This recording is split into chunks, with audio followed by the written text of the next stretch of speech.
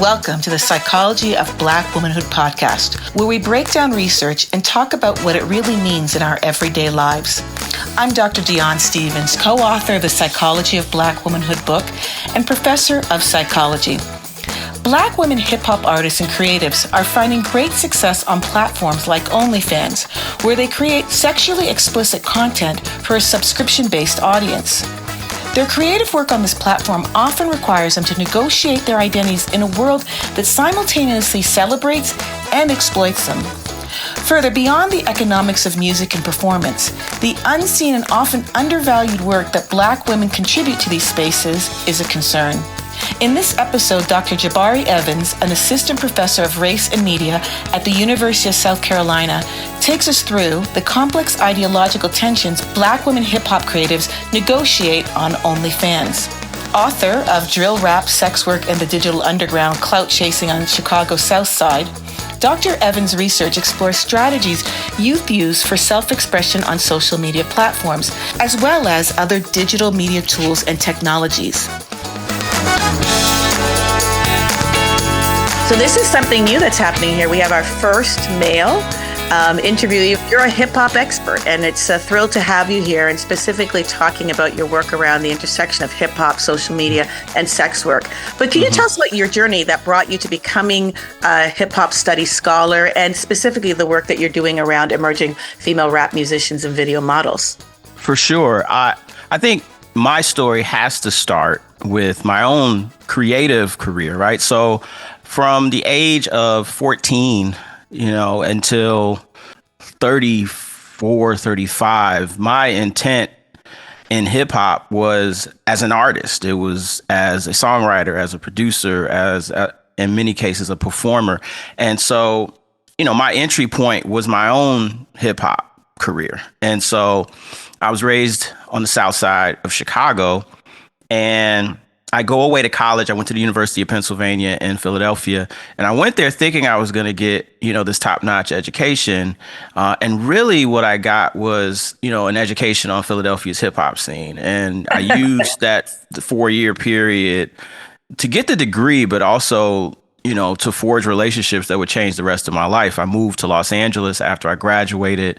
And when everybody was sort of taking these internships and these jobs in the corporate world, I was, slumming it on my former roommate's couch and, really trying to forge a career in the music business. And so, and I talk about this in the introduction of my book, I utilized MySpace in a way where me and my bandmates were able to sort of find ourselves on the front page of that particular website. And we had a song that was on our page that had garnered over 1 million plays, which at that point in time was, the equivalent of going viral, I suppose, and ended up in a bidding war amongst a lot of record labels. But I had a windy road after getting a record deal. And so I subsequently would have 3 different record deals, with 3 different companies, would end up, having my own solo project being shelved. And from that process, becoming more of a songwriter and more of a background person, not because of, want, but more out of necessity. Like I said, around 34, things were slowing down. Touring wasn't happening the way it was happening previously. Some of the things politics-wise, in terms of songs that I was writing, were not getting placed, and things were slowing down for me. And I took that opportunity to start thinking about Plan Bs. I decided I wanted to get a master's. When I got in that program, everybody was like, the things that you're thinking about, the questions you're asking, even where you want to take your work within, arts education, hip hop education, and healing, and self-esteem, and all of these things that you're thinking about. All of these questions are PhD level questions, and so that guided me down this direction of being an academic. So I think I approached hip hop studies from the inside out. I'm a participant and a cultural producer. And then I had to learn the language of being an academic. I had to learn the language of becoming a researcher. But I think my entry point allowed me access to spaces and places that most academic researchers wouldn't have. I don't know if I even consider myself necessarily a hip hop scholar. I just consider myself a person that's hip hop that is a scholar. And so with anything I do, it's going to have hip hop in it. Hip hop has been the vehicle that's driven my career in every direction, whether it was working for nonprofits, whether it was working in higher ed, or whether it was literally being a rap artist. I so appreciate that story because I think it highlights that it's not always academics where the knowledge is being created, but this idea that the real world is just as important and a grounding and foundational source of knowledge. For sure. That you could see its impact on the work you're doing today. Yeah. And I think a lot of people think you just have to go through academics, but it shows that there's different pathways for getting there. Yeah, bridging those gaps and translating between worlds is a skill set in and of itself. And it's something that I think I've come to find value in. I think before I used to kind of like hide the fact that I was a musician from at least the folks on the higher ed side of that translation.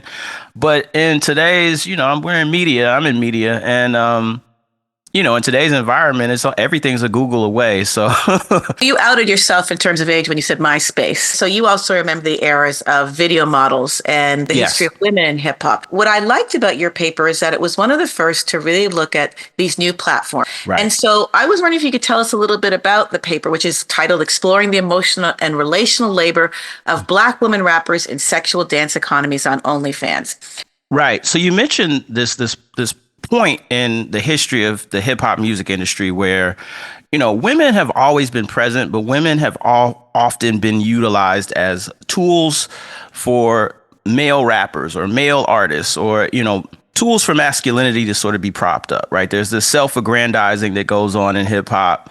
A lot of that is either one of two directions, right? One is either I'm the most violent person, I'm the toughest person, or on the flip side of that, it's I'm the most sexually virile person, and women are sexually available to me, and I can conquer as many women as I so choose. In some cases, it's a combination of both, right? And so I think for me, I was studying drill rap. I'm working on my dissertation, which is largely based around a school program for which we're trying to interject rap songwriting and beat making into Chicago public schools. So drill rap is a subgenre of gangster rap that is very much centered around Chicago's gang culture. I like to say that drill rap is probably the first intrinsically internet-driven music, right? Where the artists are using the songs as a iterative conversation on beefs and things that are going on in real time in the street. So the songs almost serve as what I call in my book the CNN of the hood, right? So the songs are being made at a crazy clip, and they're being put on YouTube primarily, and music videos and vlogging and utilization of platforms like Twitter and Instagram and SoundCloud become like really important to the distribution of this music. And it's sort of happening under the nose of the commercial recording industry. And at this point, we're not really measuring streams as a part of like the industry yet. And we're not measuring YouTube views as a part of what we view as cultural impact. So I took that time in the summer of 2019 to really go through my field notes and my interviews and some of the things that I had that were associated with this drill thing. And I really was like, okay, this is going to be my second book project. A lot of the critique that I got from that work was, where are the women, right? Where are the women? Are there women that are drill rappers? Like, where are the women in this story? And then even just in terms of the gendered reading that I guess I was giving of what I was observing was making the women secondary or making the women invisible in some cases, like erased from the story. Not purposeful. I just had the most access to the men, and the men were giving their perspective, and I was not understanding my positionality. And I'm thankful for those conversations I had with people like Aria Holiday, who's at University of Kentucky, conversations I had with Mireille Miller-Young, who is at UC Santa Barbara, conversations I had with Jennifer Nash, conversations I had also with Cinnamon Love, who is a porn producer, prominent in that space. That was the pushback I was getting. And so I started to, really investigate, okay, like the women are here. but they're not the rappers. They're sort of these conduits to visibility, whether it be through the strip club, where strippers were sort of utilizing up and coming rappers in ways where they had a reciprocal relationship. Often the girlfriends were support workers or support team members for some of the artists that I was around. And instead of looking at them as sort of these secondary sort of supporters or partners, I had to take a real deeper look into like their roles in the lives of the men that they were around. I think the other aspect to it is the women were largely the journalists, the PR people, the promoters who do a lot of ghost work, right? And so I think that, you know, that's what led me down this road of wanting to sort of talk to the dancers. We're in a social media environment of participatory culture. So these women who are dancers were also very popular on Instagram, very popular on Snapchat, and very popular on Twitter. And I'm realizing that like the relationship between the artists and the dancers is one where the power dynamic is actually flipped. You know, it's like they have the clout, they have the followers, they have the visibility, and you know, the rappers were sometimes paying them to put their songs on their posts. And so the new video vixen is the Instagram model, right? I said 2019, so we hit the pandemic, there's nothing happening, right? So then the whole focus shifted because the dancers I was talking to shifted their business model to OnlyFans. So instead of going to the strip club, they flooded over to OnlyFans. And some of them already had OnlyFans, but weren't utilizing it to the degree that they began utilizing it in 2020. And so I realized that OnlyFans also flips the capital gain dynamic, and where, yes, Black women are still being sexualized in a way that sort of limits their femininity to their worth to men, but they're getting paid differently for it. Right. And so that became an interesting thing to see, where the dancer in the club is still beholden to the manager of the club, still beholden to the DJs at the club, still beholden to the customer in a certain way.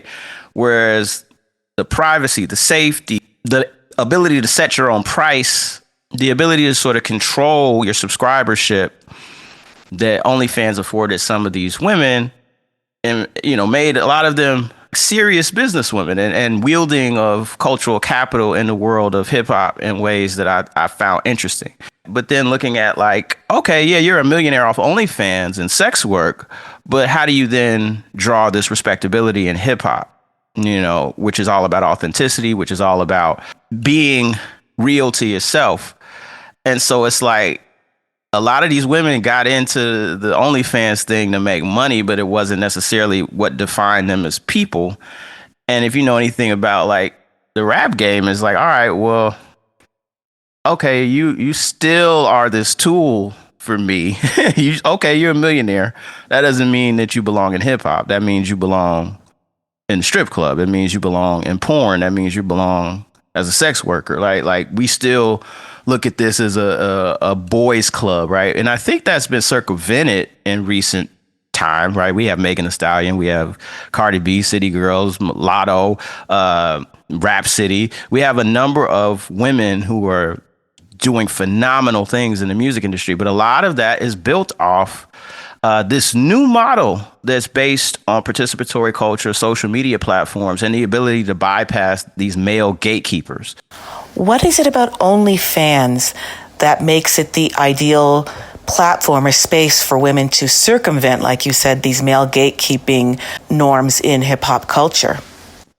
I've found those spaces to be, like I said, fertile ground to talk about where there is strength or where there is innovation, because often we don't look at entertainment media as being mature, or the activities that go into having the aspiration of being in those industries as being innovative in the business world, or being innovative in entrepreneurship, or being innovative in technological terms. We look at it as just, oh, that's just them selling sex. It's like, no. There's some intricacies to the practices to which these women were using OnlyFans. And if everyone could become rich at OnlyFans, everyone, I won't say everyone, because some people have moral quandaries, but like everyone who is a user of OnlyFans would strike gold and they don't.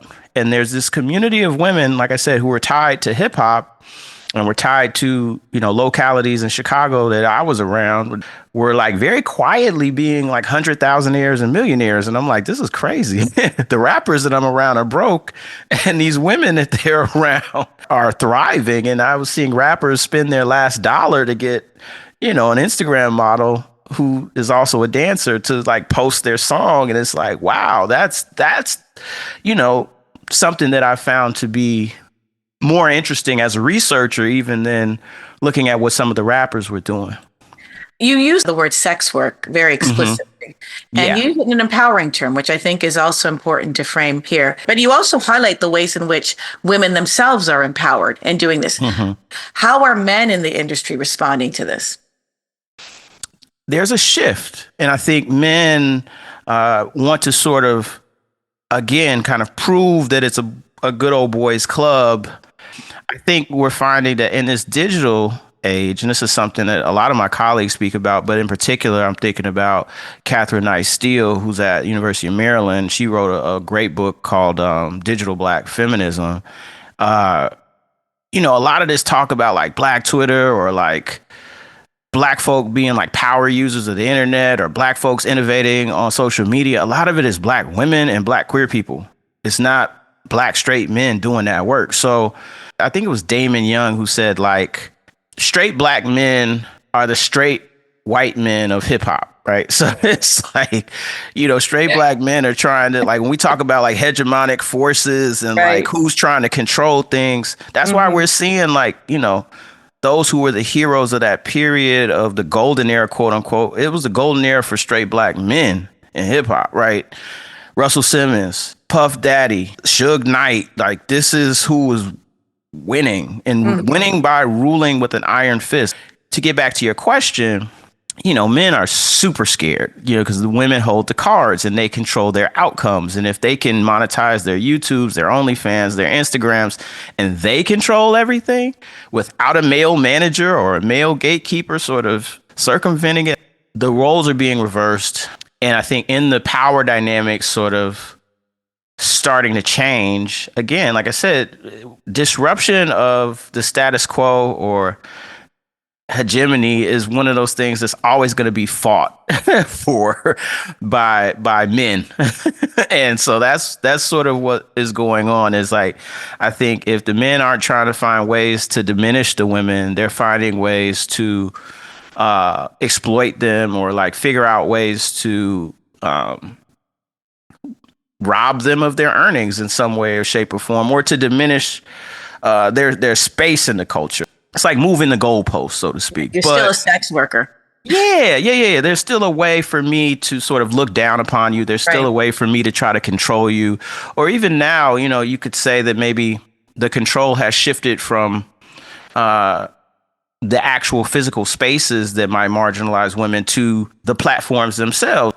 It's not being done in a way where your digital footprint is temporal. So like the strip club is like, oh, okay, I might go to a club in a city where no one knows me, and it doesn't feel as permanent. Whereas your content on OnlyFans, once it's out there, while you might think it's just towards your subscribers, it can be ripped, it can be hacked, it can be placed on Pornhub or YouPorn or any of these sites that are free.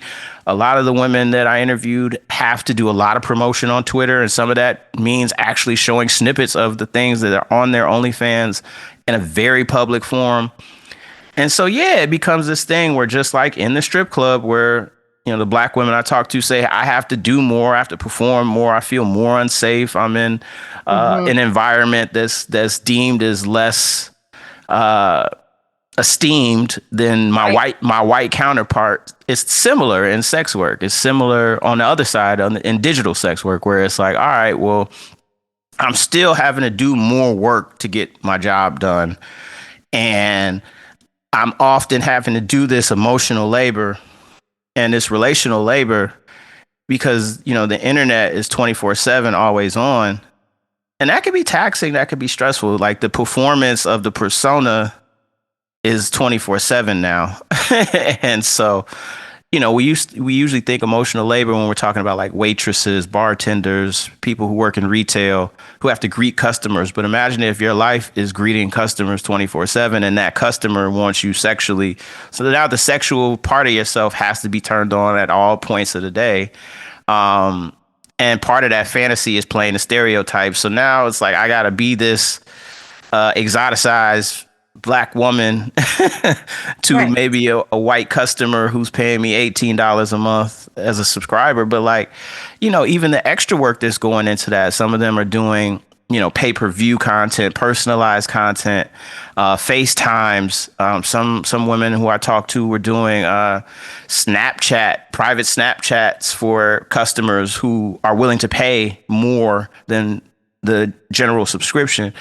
And so again, they would compare that to like being in the strip club and being in the champagne room, right? Or doing that extra work to get the money, right? And not as glamorous as it seems, And so that's the ambivalence. It's like, yes, they're not physically touching me. Yes, I'm doing this in the safety of my own home. But I'm being asked to do things that maybe I'm not okay with to get to where I am. Yeah, that was one of the things I really appreciated about your article is that you highlighted how these platforms can be a source of empowerment. But there's also some real sort of burdens that Black women in these spaces are negotiating. Part of this ties back to the discussions about the gazes on the Black women's bodies, particularly the hypersexualization.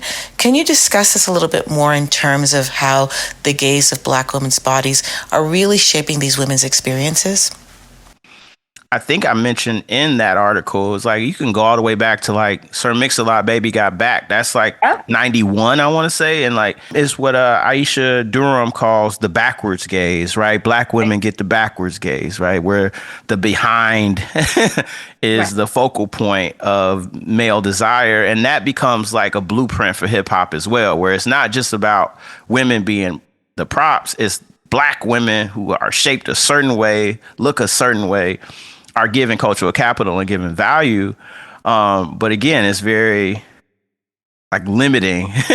Right. Or, Patricia Hill Collins would call it like the matrices of domination where, yes, mass media can serve to liberate us financially, but like are still placing us into these boxes that are harmful.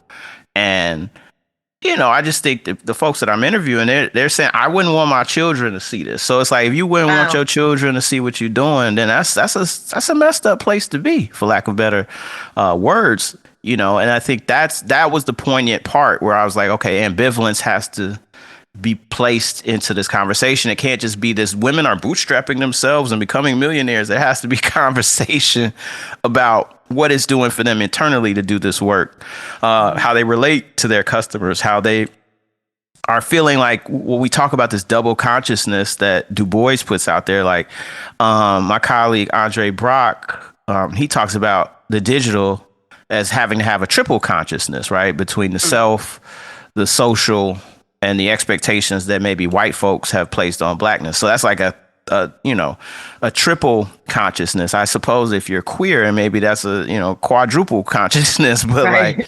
Like, these are things that are mapped on intersectionality in ways that I found interesting. But that's important, your own positionality in this too.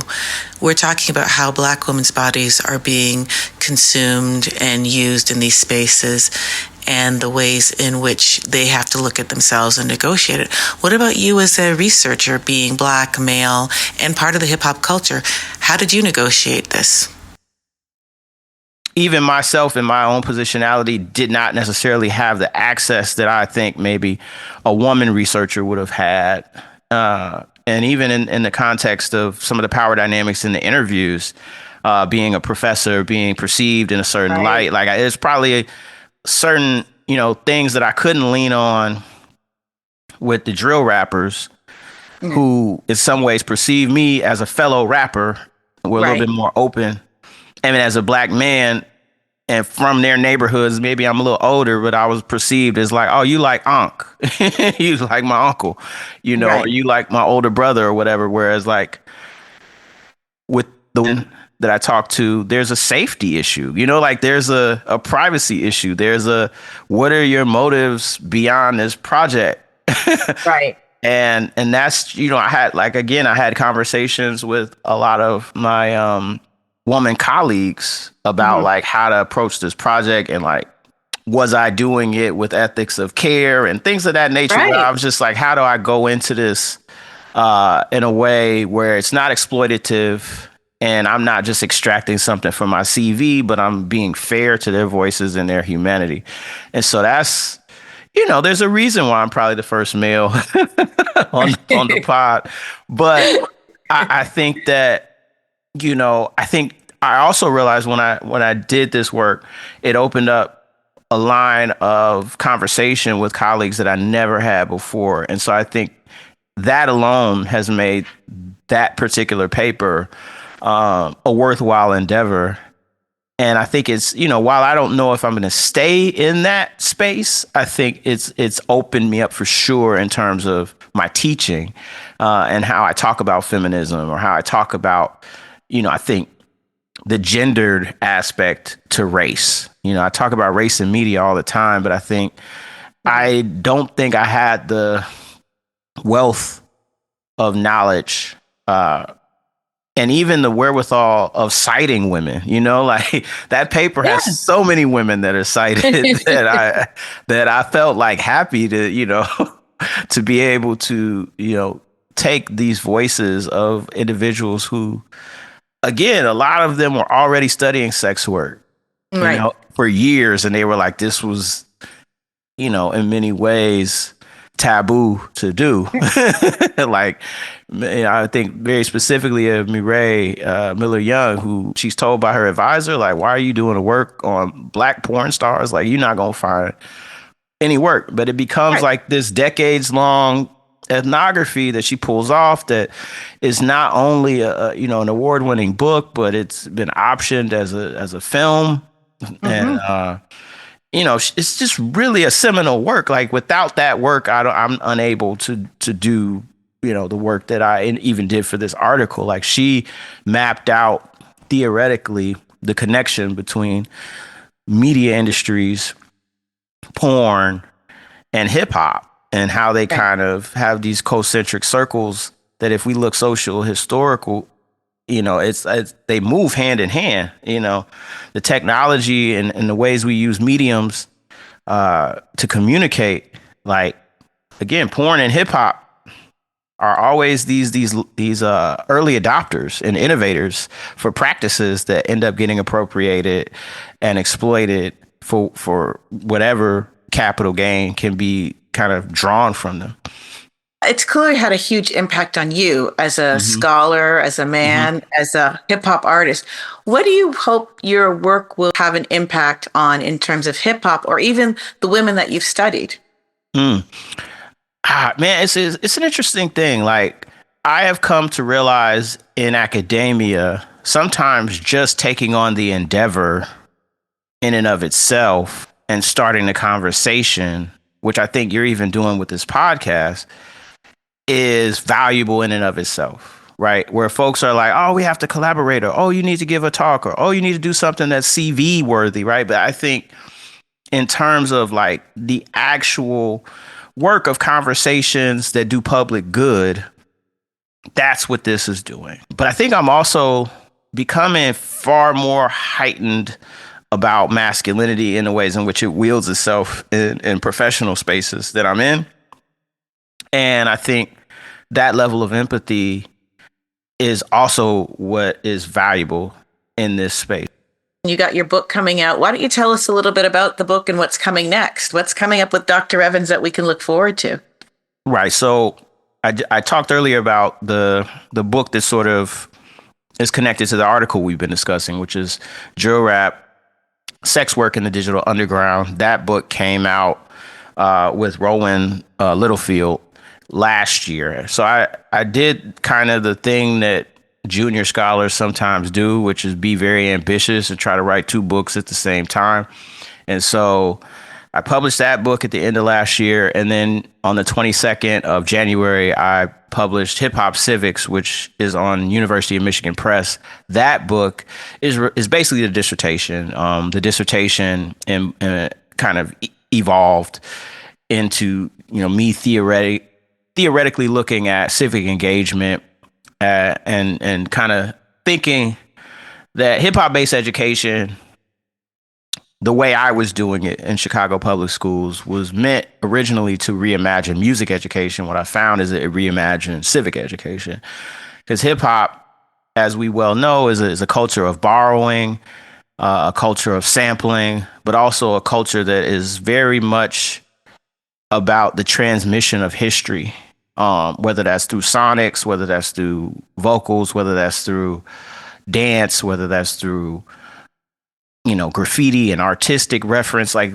it's hip hop's an open source culture, and it's about drawing from whatever inspiration and whatever tools and technologies that are around you and turning them into something that maybe the originators of those tools and technologies never could have fathomed. And whether that's the turntable, whether that's auto-tune, hip hop does that time and time again. I think even in this conversation we just had, OnlyFans was used in a way that it wasn't intended by its creators. Twitter was not intended to be a space for social movements and activism, but that's what Black folks turned it into. Even what Andre Brock calls like the virtual cookout, right? We made it our own. You know what I'm saying? That's not what the white boys in Silicon Valley were thinking about at all. And so I think hip hop has this parallel to these things that are in this conversation that we're talking about. And I've wanted to make myself as a scholar be very rooted in that conversation. And so, yeah, hip hop civics is the kids inside the classroom, and then drill rap and sex work is sort of the outside of the classroom as they grow into adulthood. So it's like this project I started in 2015 in the classroom, so I'm meeting these young people at 13, 14, 15. By the time we're in 2020, these kids are adults and they're pursuing things. And so I think in some ways it's a longitudinal study, but it's not framed as such. Right. Too, you got your own podcast too, Beyond the Academics. Why don't you tell us a little bit about that? Yeah, so I have this podcast here at the University of South Carolina in our School of Journalism. We partner with a student-run media group here called Garnet Media, and I have a podcast called Uncommon Knowledge.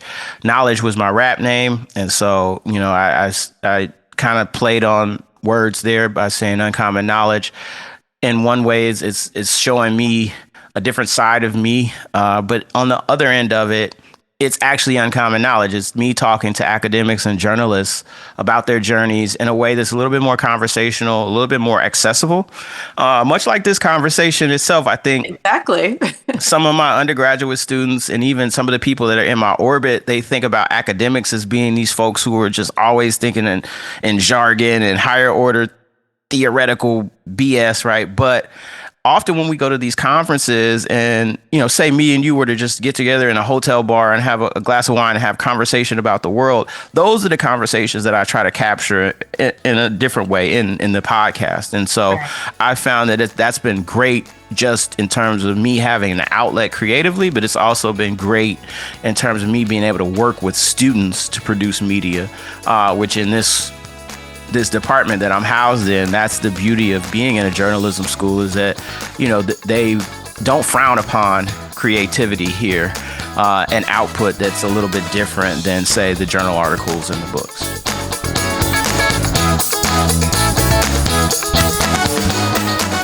That was Dr. Jabari Evans sharing insights from his research project exploring Black women rappers and creatives' experiences on the OnlyFans platform.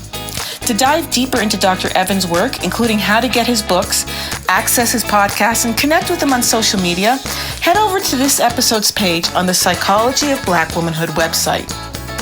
If you enjoyed today's episode and want to support the podcast, we'd love it if you share it with your family and friends. You can also show some love by following the podcast and leaving a rating and review. Thanks again for being a part of this journey. Until next time, let's keep growing, connecting, and centering Black women's lived experiences and the research that brings it all to life.